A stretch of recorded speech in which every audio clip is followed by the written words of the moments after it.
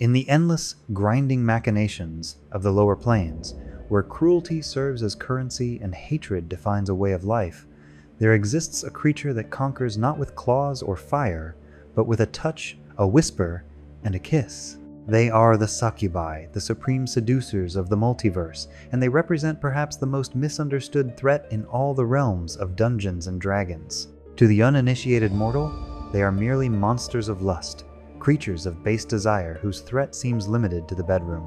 But to the scholar of the arcane, to those who have truly studied the workings of evil across the planes, they represent something far more sinister, the ultimate weaponization of desire itself. Whether born of the chaotic churning of the abyss or the rigid, fallen grace of the nine hells, these beings are the architects of mortal failings, binding souls to perdition through the irresistible promise of gratification. The first mistake adventurers make is underestimating them. The second mistake is thinking they understand what a succubus truly is. Most mortals who encounter tales of these creatures in tavern stories or bardic songs receive only the surface narrative, a beautiful demon who seduces the unwary. This shallow understanding has cost countless lives and damned innumerable souls. The truth is far more complex, far more terrifying, and far more fascinating than the legends suggest. These are not simple monsters to be defeated with a sharp sword and a strong will. They are ancient, cunning predators who have spent millennia perfecting the art of corruption. They are strategists in a war for souls that predates the rise of human civilization, and every interaction they have with mortals is calculated with precision that would make the greatest chess masters weep with envy. Consider for a moment the implications of what they truly are. Living weapons forged in the fires of the lower planes, designed with singular purpose. While a red dragon accumulates gold and a beholder schemes for power, the succubus pursues something far more valuable in the economy of evil, the complete and willing surrender of a mortal soul. Not the quick death of a sword thrust, which might allow a noble soul to ascend to celestial realms, not the domination of mind control, which absolves the victim of responsibility for their actions. No, the succubus seeks the voluntary corruption of virtue, the conscious choice to embrace damnation, because only such a fall carries the metaphysical weight necessary to truly damn a soul to the lower plane. This is why they are feared by devils and demons alike, as the most efficient harvesters in the endless war for souls. The appearance of a succubus in a campaign setting should never be a random encounter. These creatures do not wander aimlessly through dungeons waiting to seduce passing adventurers. Every succubus present in the mortal world is there with purpose.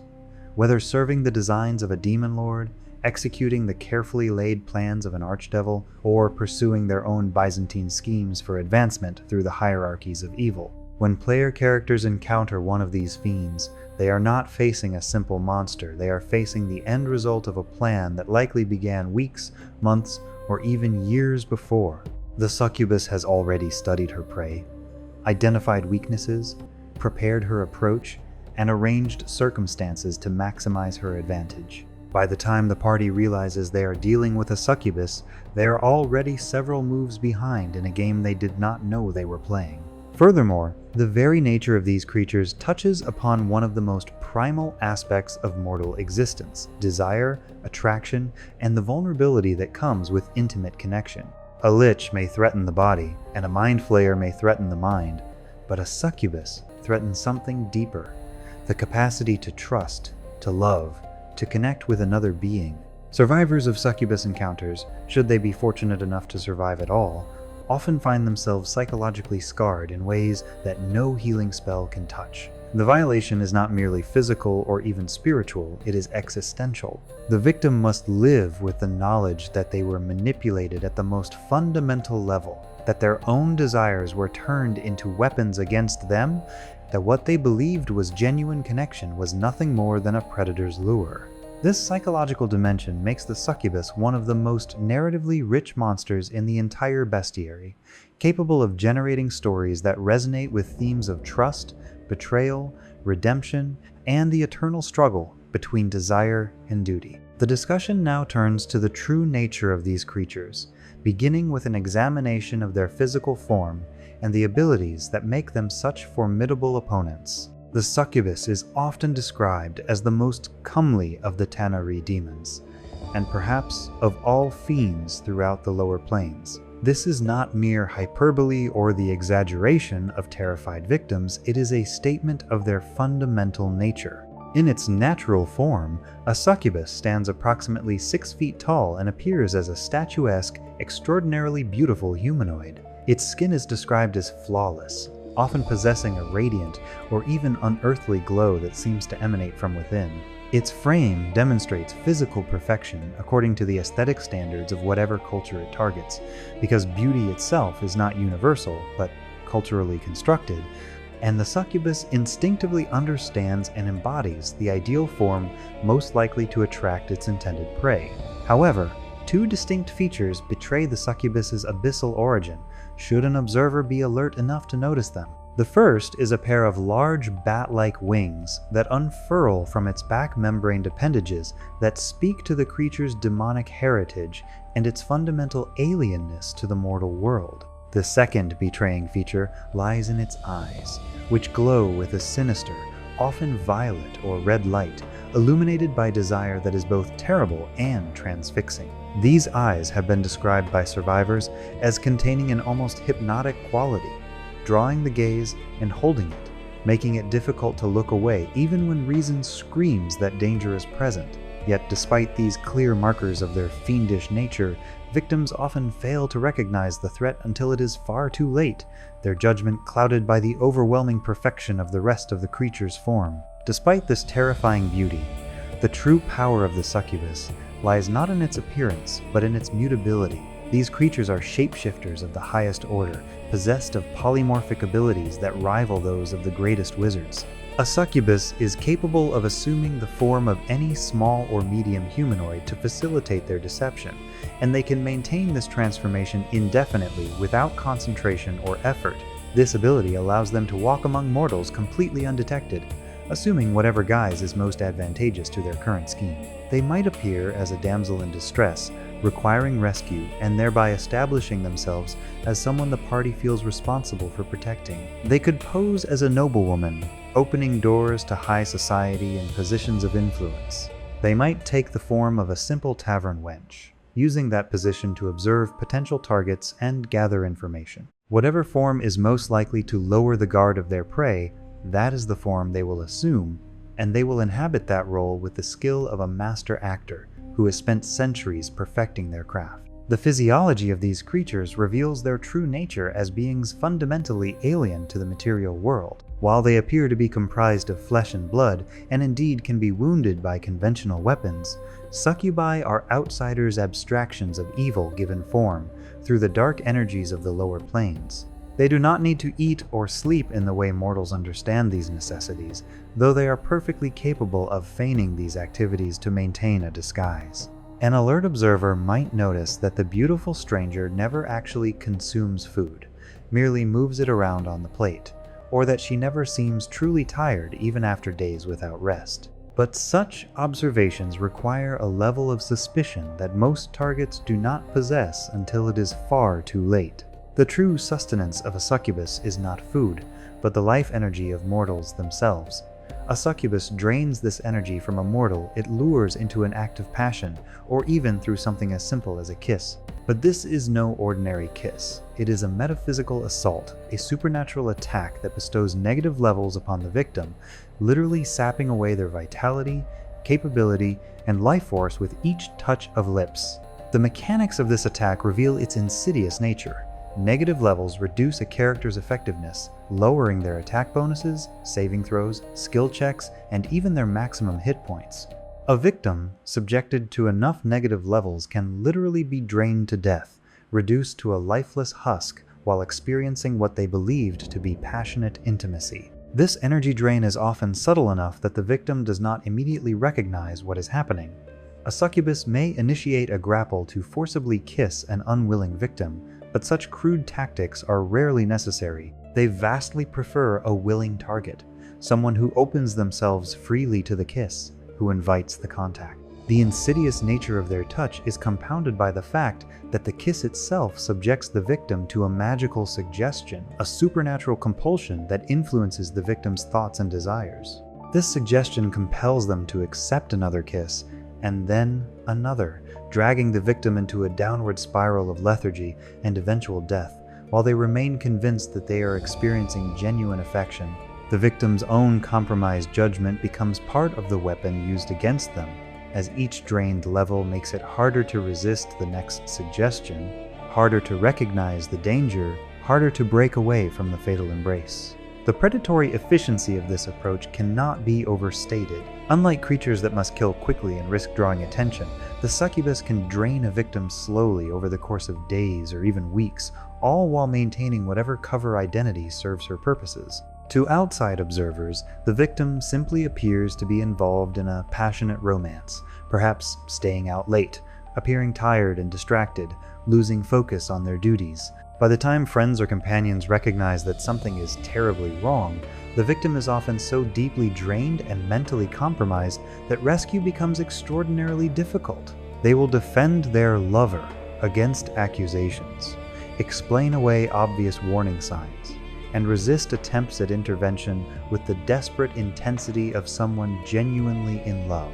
This is the genius of the succubus's approach. They turn the victim's own companions into obstacles to salvation, using mortal assumptions about love and autonomy as weapons in their arsenal. The exploration continues with an examination of a crucial distinction that many scholars overlook: the fundamental difference between the succubus of the abyss and the pleasure devil of the nine hells. While the term succubus is often used as a catch-all by ignorant mortals to describe any seductive fiend, true lore masters and experienced planar scholars recognize that this conflation represents a dangerous oversimplification. The chaotic succubus of the abyss and the lawful pleasure devil, properly termed a brachina, share a similar modus operandi in that both seduce mortals toward corruption, but their origins, methods, ultimate goals, and the very philosophical frameworks within which they operate differ in ways that are absolutely critical to understanding and combating them. The abyssal succubus, properly classified among the Tanari demons, is a creature of chaos and evil in equal measure. These are the most commonly encountered tempters, the demons that appear most frequently in the material world, and they revel in the destruction of innocence for the sheer sport and joy of it. The chaotic nature of these creatures means they are fundamentally unpredictable in their specific tactics, though their overall strategy remains consistent. They are not warriors in any conventional sense. They flee from physical combat whenever possible, viewing direct confrontation as a failure of their primary talents and abilities. If cornered and forced to fight, they will use their claws as weapons of last resort, raking at enemies with surprising ferocity, but their natural inclination is always to avoid such crude measures. Instead, they prefer to turn foes against one another through charm, magic, manipulation, and deceit, orchestrating situations where their enemies destroy each other while the succubus watches from safety. The abyssal succubus serves the interests of demon lords, though their loyalty is always questionable given the fundamentally chaotic nature of the abyss itself. They might receive missions from powerful entities like Grazd, the Dark Prince, who maintains courts of demonic nobility where succubi serve as courtesans and spies. Some succubi operate in the demon web pits, the realm of Lolth the Spider Queen, where they function as information brokers and gatekeepers, offering their services to those bold or foolish enough to navigate that treacherous domain. These professional succubi, sometimes called succubus courtesans, represent a fascinating subset of the species. They are old professionals who are unlikely to mistake a band of adventurers for easy marks, but who are willing to trade secrets for treasure or favors that usually involve the draining of life energy. This mercantile approach to evil reveals that succubi are not mindless beasts driven only by hunger, but intelligent, social creatures capable of commerce, negotiation, and a form of twisted diplomacy. By contrast, the pleasure devil, or brachina of the nine hells, represents something far more dangerous precisely because it is a creature of law and discipline. While the abyssal succubus might destroy a victim on a whim if it becomes bored or annoyed, the pleasure devil operates according to long-term plans and carefully structured hierarchies. These beings occupy a special place in the rigid order of Baator, the Nine Hells, because they are specially selected Erinye's devils, formed from the souls of fallen angels who have been lifted from their previous station and endowed with even greater power through infernal promotion. They stand as visions of dark angelic beauty, often retaining the feathery black wings of their celestial origins rather than the bat-like wings of the Tanari, though these feathers are now black as midnight and seem to absorb light rather than reflect it. The pleasure devil has been described as an insidious devil that specializes in corrupting the servants of the gods themselves. This is not hyperbole, it is their specific military function within the infernal hierarchy. While lesser devils might be tasked with corrupting merchants or politicians, the Brachina specifically targets clerics and paladins, those mortals who have dedicated their lives to divine service and the cause of good. The challenge of breaking such individuals, of unraveling their resolve and dedication, requires a level of patience, skill, and psychological insight that lesser fiends simply do not possess. Unlike the abyssal succubus, who might destroy a victim relatively quickly, the pleasure devil works to bind souls to service through carefully constructed pacts of lust and desire, creating relationships of dependency that can last years or even decades. The abilities at a pleasure devil's disposal reflect this specialized role. They possess a spell-like ability called Morality Undone, which can literally turn their enemies evil, corrupting the fundamental alignment of a paladin or cleric, and causing them to fall from grace in a way that provides the hells with not just a dead enemy, but a potential new recruit.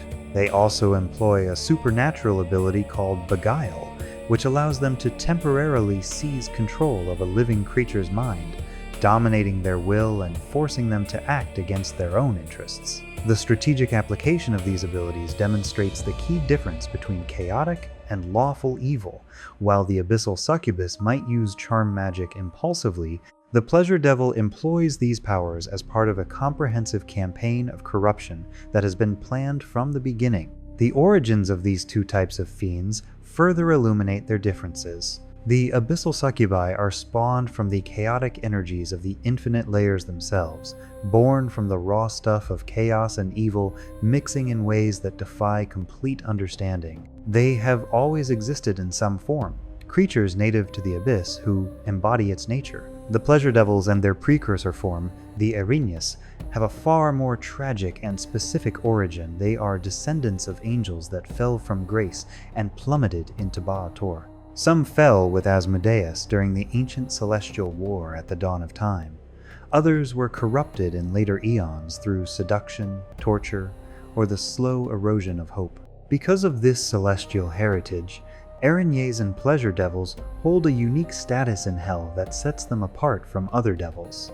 They are the only devils capable of sexual reproduction and pregnancy because they retain that biological capacity from their original angelic forms. While other devils are formed from the processed soul shells of the damned, promoted through the infernal hierarchy as rewards for service, young Erinyes are actually born and raised in secret colonies, fiercely protected by their parents who remember what it means to care for offspring. This creates fascinating social dynamics within hell, as these colonies represent pockets of something approaching family structure within a society built entirely on hierarchy and exploitation. The narrative now shifts to examine the role these creatures play in the broader economy of the lower planes and the eternal war for mortal souls. To truly understand the threat posed by succubi and pleasure devils, one must first understand the fundamental truth that drives all fiendish activity. Souls are power. Not metaphorically, not philosophically, but literally. In the cosmology of the planes, mortal souls represent tangible power that can be harvested, processed, and utilized by the forces of evil. When a mortal dies, their soul travels to the plane that most closely matches their alignment and philosophy. A lawful good soul might ascend to Mount Celestia. A chaotic neutral soul might find itself in limbo. But souls claimed by evil, particularly souls that have been corrupted during life, descend to the lower planes, where they become the raw material from which armies are built and power is accumulated. The succubus and the pleasure devil serve as harvesters in this economy, specialized collectors whose methods are distinct from the crude soul-reaping of devils who simply trick mortals into signing contracts. While harvester devils, properly termed Falkshugans, usually negotiate the formal contracts that damn souls to hell, pleasure devils are adept at creating what scholars term Faustian pacts based on lust and desire, rather than greed or ambition. These pacts are often never formalized in writing, existing instead as implicit bargains where the mortal trades their virtue, their honor, and ultimately their soul for continued access to the pleasure the fiend provides. The victim signs no document, makes no explicit verbal agreement, but through their repeated choices and the slow erosion of their moral foundation, they bind themselves as surely as any contract sealed with blood. The succubus operates as the architect of mortal failings, carefully constructing scenarios that lead inevitably to damnation. Consider the typical progression of a succubus's long-term operation. First comes the identification of the target. Someone of high standing or great virtue is always preferable, as the fall of such an individual releases more spiritual energy and causes greater disruption to the forces of good. A paladin who falls does not merely add one soul to the forces of evil. He also removes a champion from the forces of good, demoralizes his companions, and potentially corrupts others who trusted his judgment. The succubus studies this target, learning their desires, fears, weaknesses, and the specific psychological leverage points that can be exploited. Next comes the approach, which is always tailored precisely to the target's specific vulnerabilities. For a lonely paladin whose devotion to duty has left him isolated, she might appear as a fellow traveler who shares his values and seems to genuinely understand the burdens he carries. For a wizard proud of his intellect, she might pose as a scholar with rare knowledge, appealing to his curiosity and vanity. For a cleric struggling with doubt, she might appear as someone whose faith has been tested and found wanting, offering sympathy and understanding that slowly curdles into shared skepticism. The initial contact is always innocent, giving the target no reason for suspicion or alarm. The third phase involves the gradual deepening of the relationship.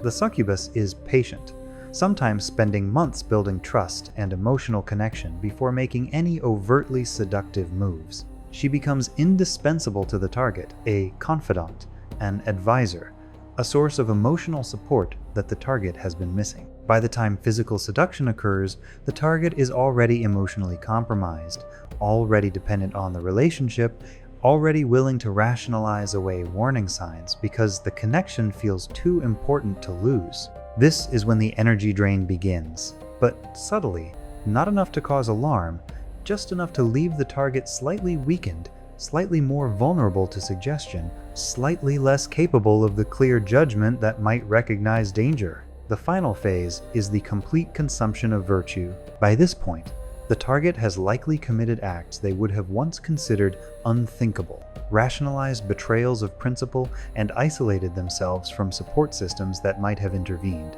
The succubus may encourage the target to break sacred oaths, to misuse their divine or arcane powers for selfish purposes, to prioritize personal desire over duty. Each compromise makes the next one easier.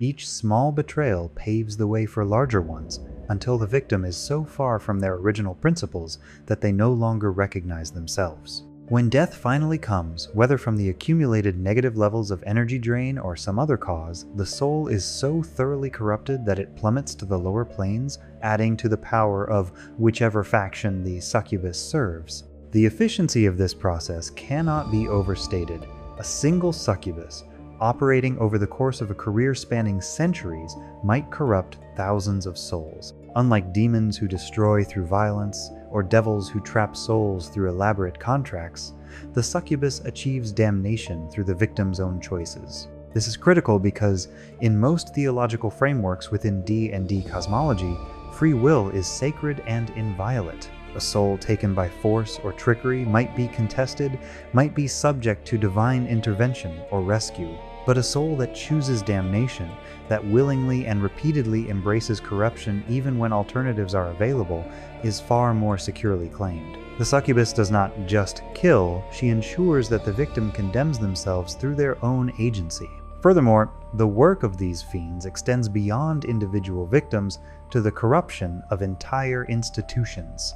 A pleasure devil who successfully seduces and corrupts a high-ranking cleric does not merely claim one soul she gains, a sleeper agent within the church itself. This corrupted cleric continues to perform their duties, continues to appear as a pillar of the faith, but slowly begins twisting doctrine, protecting predators within the clergy, misusing church resources, and identifying new targets for corruption.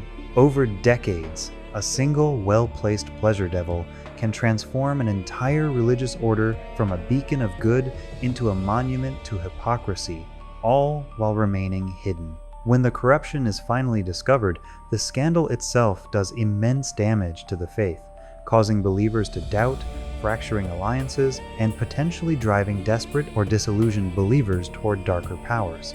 This multiplier effect makes investment in a single pleasure devil's long-term operation extraordinarily cost-effective from Hell's perspective. The abyssal succubi, being creatures of chaos, are less likely to engage in such long-term institutional corruption, but they serve a different function in the economy of souls.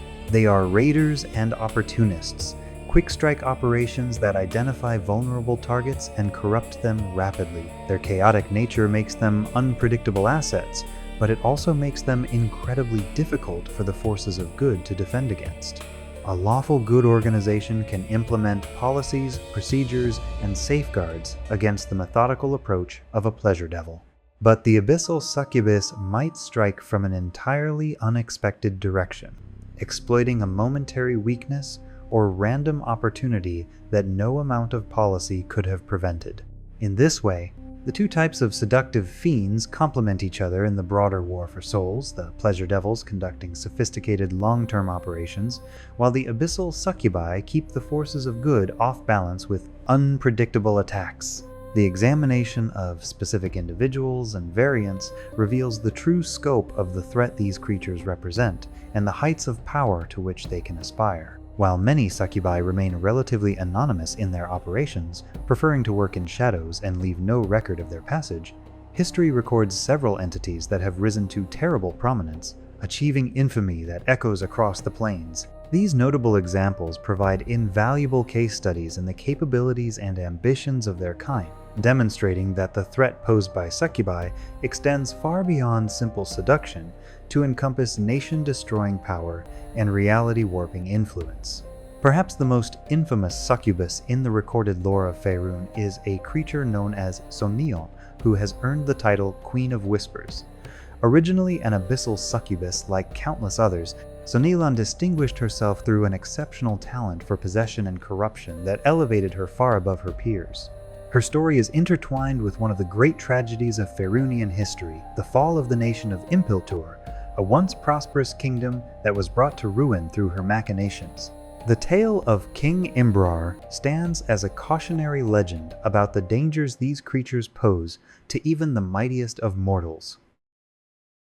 Sonion's campaign against King Imbrar demonstrates the patience and cruelty that defines her kind at their most terrible. She did not simply seduce and kill the king. That would have been far too simple, too quick, too merciful. Instead, she captured him and subjected him to carefully orchestrated torrents of torment, designed not merely to break his body, but to shatter his mind and spirit completely.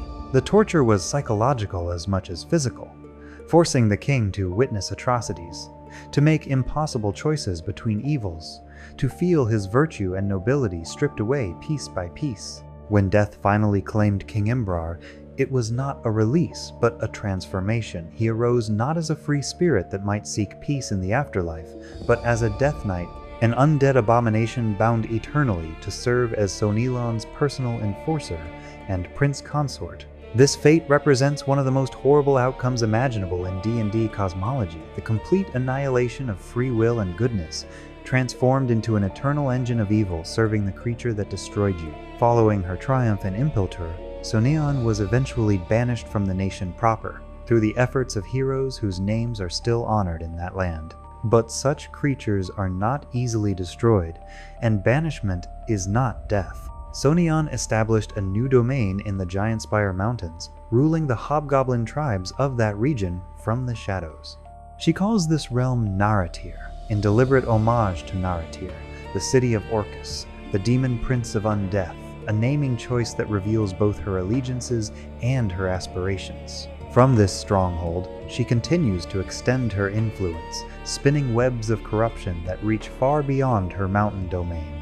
The powers that Sonnion commands demonstrate what an advanced succubus can achieve through centuries of experience and the acquisition of specialized abilities. She is not merely a standard succubus, but has developed techniques that place her among the most dangerous fiends operating in the material world. She possesses abilities classified as Fiend of Possession and Fiend of Corruption, specialized techniques that allow her to possess not just living creatures, but also objects, turning weapons into intelligent, evil artifacts that corrupt their wielders, or riding the bodies of mortals to work her will while they remain helplessly aware of their own actions.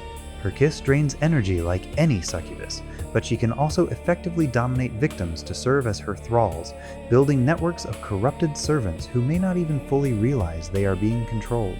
The mechanics of Sonnion's energy drain reveal its lethal efficiency. Her kiss requires a DC 18 Fortitude save to remove the bestowed negative level, a difficulty that exceeds what most mortals can reliably achieve. She can initiate this kiss via grapple if necessary, though she vastly prefers willing victim. The truly insidious aspect of her power is that victims must pass a wisdom check simply to realize they are being drained during the throes of what they perceive as passion. This means that even experienced adventurers who intellectually know about the dangers of succubi can find themselves energy drained before their conscious minds recognize the threat, their own pleasure responses hijacked to mask the attack until it is too late to defend effectively. In the demi-plane of dread known as Ravenloft, where the mists capture the most terrible monsters and villains, there exists a creature often mistaken for a succubus, but which is functionally distinct, the Verteg. While these beings appear as beautiful humanoids, often assuming the form of Vistani travelers, they represent an entirely different species of predator with a fundamentally different relationship to evil. Unlike succubi, who actively encourage and facilitate perversion and corruption, the Verteg simply feed upon it. They are drawn to what Vistani lore describes as the paranormal stench of suffering and evil, the way sharks are drawn to blood and water. They do not create evil so much as they consume it, though the distinction becomes academic for their victim. Once a Verteg latches onto a sinner, someone who has committed terrible acts or harbors deeply twisted desires, they use natural venoms and supernatural influence to drive the evildoer progressively insane. The process is neither quick nor merciful. The Verteg amplifies the victim's worst impulses, strips away inhibitions and self-control, and pushes them toward increasingly erratic and violent behavior. The ultimate goal is to cause the victim to self-destruct in an orgy of violence that eliminates them while simultaneously spreading suffering to everyone around them. The theological implications of the Verteg are deeply unsettling to scholars of Ravenloft. Vistani lore suggests these creatures might be the dark powers themselves made flesh, or perhaps servants of the mysterious entities that created the realm of dread. This would imply that the prison plane of Ravenloft does not merely contain evil, but actively participates in its propagation, using creatures like the Verteg to ensure that suffering perpetuates itself. A lesser-known case from the annals of fiendish activity involves a succubus named Luria, who served as the companion of Saragwa, a member of an organization known as the Fifth Candle. The Fifth Candle represents a cabal of fiend-binders, spellcasters, who have mastered the dangerous art of true-name magic and use it to bind fiends to their service. The relationship between Luria and Saragwa demonstrates that succubi sometimes form long-term alliances with mortals who possess sufficient power to bind them, though such alliances are invariably fraught with potential for betrayal from both sides. From the succubus's perspective, serving a powerful binder provides protection from rival fiends, access to resources and information, and opportunities to corrupt the binder over time. From the binder's perspective, a bound succubus provides an incredibly useful servant, capable of infiltration, seduction, assassination, and gathering intelligence in situations where other agents would fail. Yet both parties in such arrangements are constantly maneuvering for advantage, each seeking to twist the relationship to serve their own ultimate goals. The succubus courtesans of the demon web pits represent yet another variant expression of what these creatures can become. Operating in the realm of Lolth, the Spider Queen, these succubi function openly as information brokers and gatekeepers rather than hiding their nature. They are described in accounts from planar travelers as old professionals, beings who have existed for centuries or millennia, who have seen countless adventuring parties come and go, and who are far too experienced to mistake a group of armed visitors for easy marks. These courtesans are willing to trade in secrets, to offer information or even safe passage through dangerous areas of the demon web, but always for a price. The price might be treasure or magic items, but more often it involves favors, a euphemism that usually means allowing the succubus to drain life energy through her kiss or performing services that advance her standing in the complex hierarchies of the demon web. These professional relationships reveal that succubi are capable of restraint and long-term thinking, able to refrain from simply killing targets when keeping them alive, and cultivating them as repeat customers serves better. The existence of offspring produced by unions between succubi and mortals introduces additional complications to any comprehensive understanding of these creatures. While the source material does not extensively detail Alufiens in this particular corpus, the concept of half-fiendish progeny is well established in D&D lore. When a woman is impregnated by a fiend or in an area saturated with infernal or abyssal taint, the resulting child is often categorized as an unholy scion. These children are born fully intelligent and, according to the cosmological rules governing such births, irredeemably evil from the moment of conception. The horror of the unholy scion is that it can control or influence its mother from the womb, potentially forcing her to act against her nature to protect the developing fiend. A scion born of a succubus possession would inherit not just raw power, but also the deceptive and manipulative capabilities of its fiendish parent, capable of dominating those around it from birth, growing up to become a nexus of corruption wherever it settles. In the Forgotten Realms, Cambions, the offspring of demons and mortals, serve specialized roles as ambassadors and cult leaders. These half-fiends frequently act as the public face of demonic cults dedicated to lords like Grazd or Orcus, providing mortal followers with a leader who understands both the material world and the desires of their abyssal masters.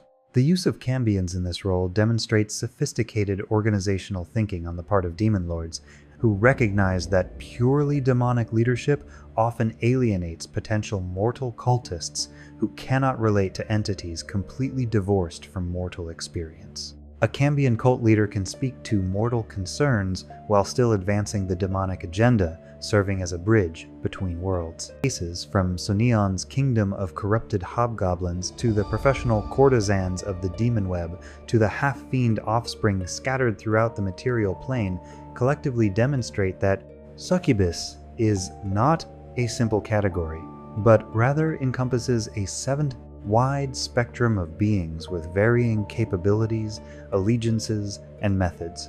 What they share is the core nature of corruption through desire, but how that nature expresses itself varies enormously based on the individual creature's origin, experience, goals, and circumstances.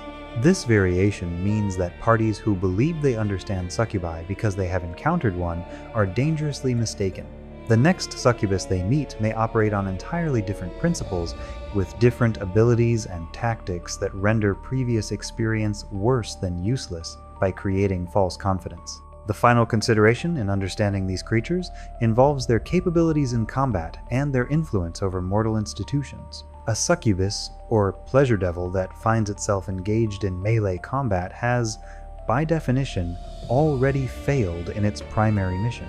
These are not frontline fighters, not warriors who glory in battle, but infiltrators and corruptors who view physical confrontation as the last resort of the incompetent or unlucky. However, when cornered or when circumstances force their hand, they prove to be formidable opponents with defensive capabilities and offensive options that can devastate unprepared parties. The defensive qualities of these fiends reflect their nature as outsiders beings not truly native to the material plane, composed of the fundamental essence of their home planes given physical form. Abyssal succubi of the Tanari demon type possess immunity to electricity and poison, two damage types that adventurers often rely upon. They also maintain resistance to acid, cold, and fire, meaning that even when these energy types successfully strike them, the damage is significantly reduced. This suite of resistances means that parties relying heavily on evocation magic or elemental attacks will find their effectiveness greatly diminished.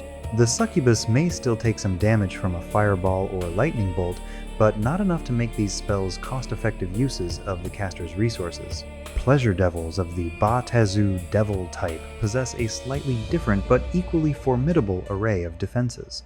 They are immune to fire and poison, the signature resistances of all devils, reflecting the burning landscapes of Baator and the toxic nature of infernal environments. They resist acid and cold damage. Perhaps most significantly, they possess regeneration, the supernatural ability to heal damage automatically every round. This regeneration can be overcome only by good-aligned weapons and spells, meaning that parties without access to holy magic or blessed armaments will find that any damage they manage to inflict simply heals away faster than they can deliver it. The regeneration ability transforms the Pleasure Devil from a moderately tough opponent into a nearly unkillable foe for parties lacking the right tools. The spell-like abilities at their disposal represent their true arsenal, a collection of mental domination and tactical mobility powers that allow them to control the battlefield without ever drawing a weapon.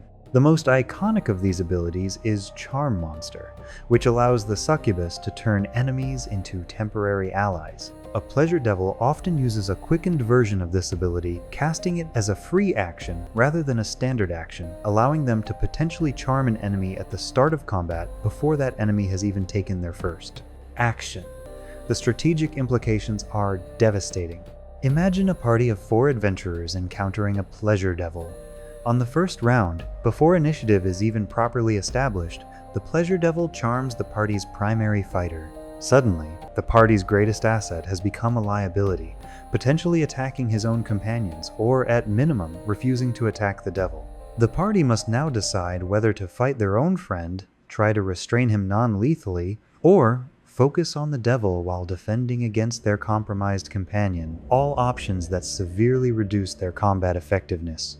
The Polymorph, or Change Shape ability, provides both infiltration capacity and combat utility. In its infiltration role, this ability allows the Succubus to assume any humanoid form, maintaining this disguise indefinitely. But in combat, it can be used to confuse opponents, to assume forms with specific resistances or capabilities, or simply to disappear into a crowd by taking the appearance of a bystander or defeated enemy. The teleportation ability possessed by both types of seductive fiends ensures that if a battle turns decisively against them, they can simply vanish, escaping to fight another day, or to bring reinforcements. This ability makes it extraordinarily difficult to actually kill one of these creatures unless the party can somehow prevent teleportation through dimensional anchor spells, areas of dimensional lock, or other specialized magic that most parties do not have readily available. The summoning capabilities vary between the two types, but provide both with the ability to bring reinforcements into combat. Abyssal Succubi can summon Vroks, vulture-headed demons known for their aggressive combat style and disease-spreading capabilities. While the Succubus herself is not a warrior, a summoned Vrok absolutely is, providing the combat power necessary to cover the Succubus's escape or to punish enemies who have cornered her. Pleasure Devils can summon various types of lesser devils, including Harvester Devils, Chain Devils, or Lemurs. The ability to call reinforcements transforms what might appear to be a one-on-one confrontation into a pitched battle against multiple foes, dramatically shifting the action economy in the Devil's favor. The most iconic ability remains the energy drain delivered through the lethal Caress or Kiss. As discussed previously, this attack bestows negative levels that sap the victim's capabilities and vitality. For a standard Succubus, each kiss typically bestows 1 negative level.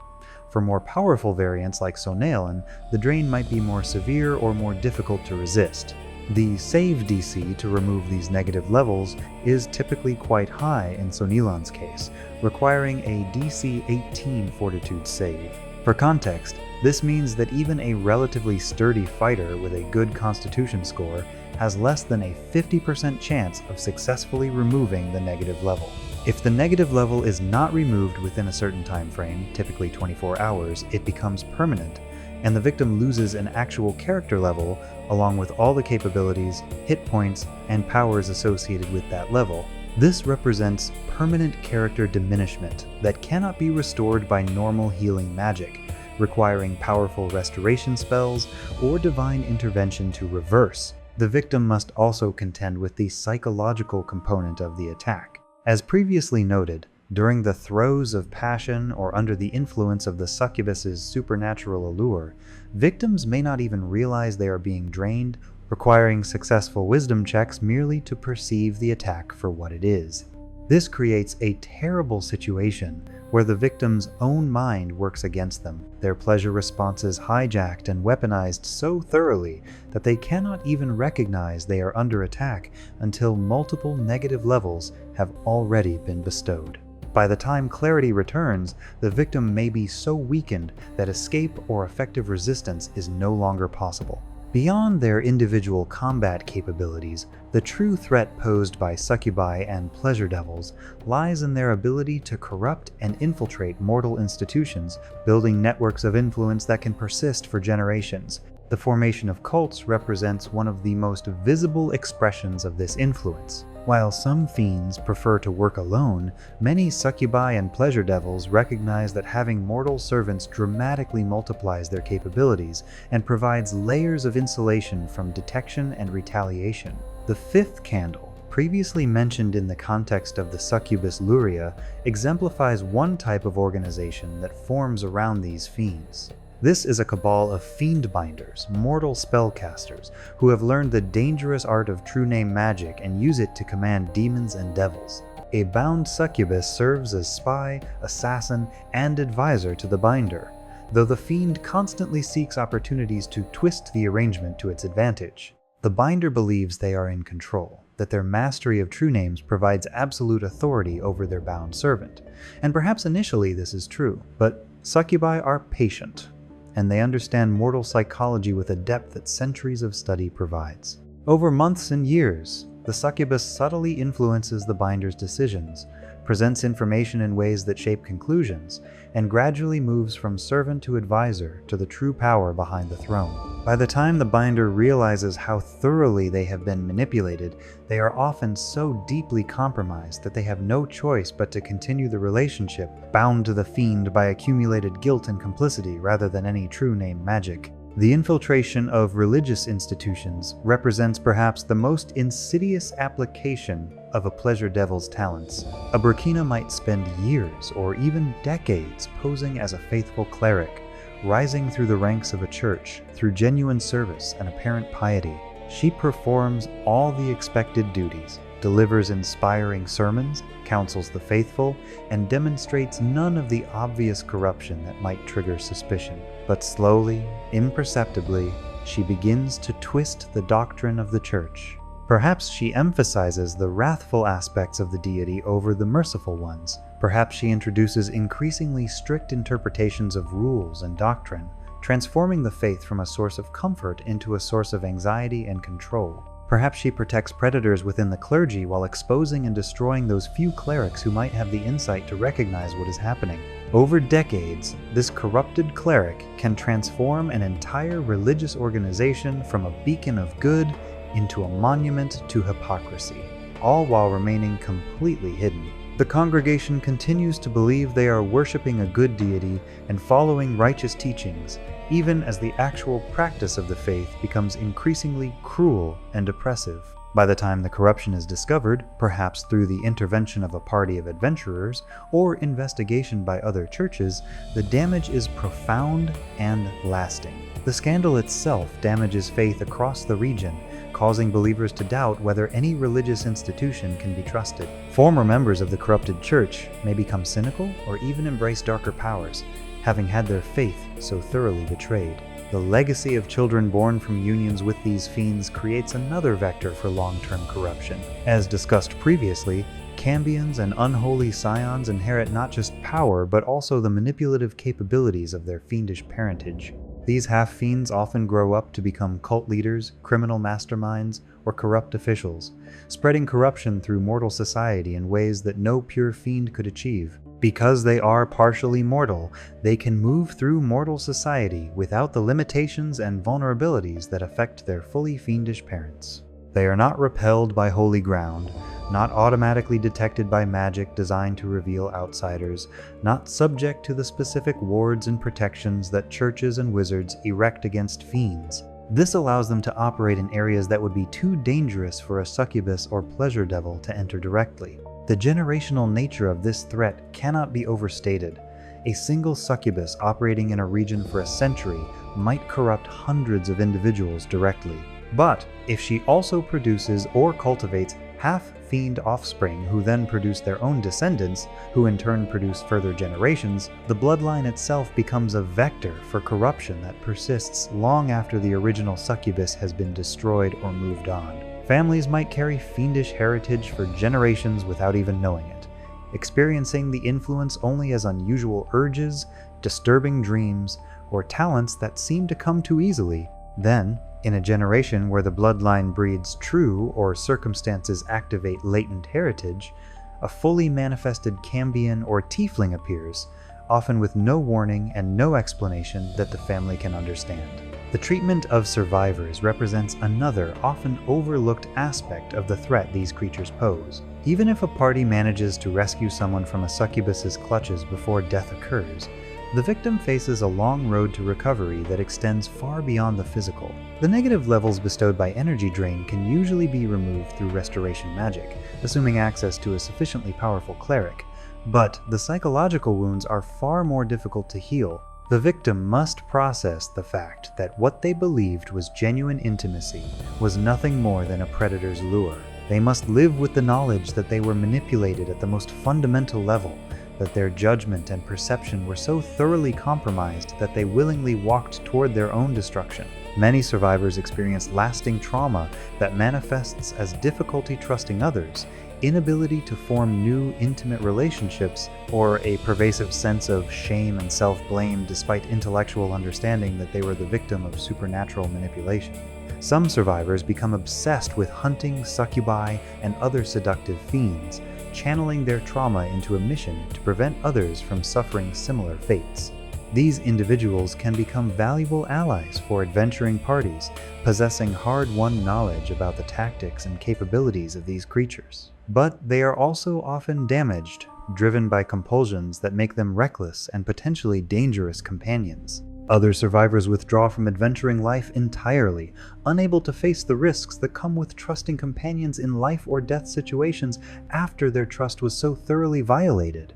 The accumulation of all these factors, the individual combat capabilities, the institutional corruption, the legacy bloodlines, the psychological dimension creates a threat profile that places succubi and pleasure devils among the most dangerous creatures in the entire D&D bestiary, despite their relatively modest combat statistics compared to ancient dragons or demon lords. They are dangerous not because of what they can do in a single encounter, but because of what they represent. A type of threat that cannot be defeated through combat alone, that requires vigilance, wisdom, and the strength to resist one's own desires. They exploit the fundamental truth that mortals are driven by emotion and need, and they weaponize these basic aspects of the mortal experience with a skill refined over thousands of years. In conclusion, the succubus and the pleasure devil stand as perhaps the most perfect embodiment of a certain type of evil, the kind that does not announce itself with flames and roaring, but rather with beauty, pleasure, and the promise of fulfillment. They represent the terrifying truth that evil need not be ugly or repulsive. It can be attractive, even irresistible, precisely calibrated to appeal to the specific desires of each target. They are the tests of faith for the paladin and the trap for the wizard who believes intellect can triumph over emotion. Whether appearing as a dark angel in the courts of hell or a chaotic temptress spawned from the abyss, their goal remains eternally the same: the total consumption of the mortal soul, achieved not through force but through the victim's own surrender. To face a succubus is to face one's own desires given form, and for many mortals, that is a battle far harder to win than any duel of swords. The adventurer who understands this, who recognizes that the true battlefield is not the dungeon floor, but rather the landscape of their own wants and needs, has taken the first step toward survival. But even understanding the threat does not guarantee victory, because these creatures have spent millennia perfecting their craft, and they need only one moment of weakness, one lapse in judgment, one surrender to temptation to achieve their goal. In the endless war between good and evil, the succubus and pleasure devil are among evil's most effective soldiers, not because they are the strongest, but because they understand that the most devastating victories are those where the enemy chooses to surrender. Thanks for listening. Don't forget to subscribe to the channel for more nerd lore in the future.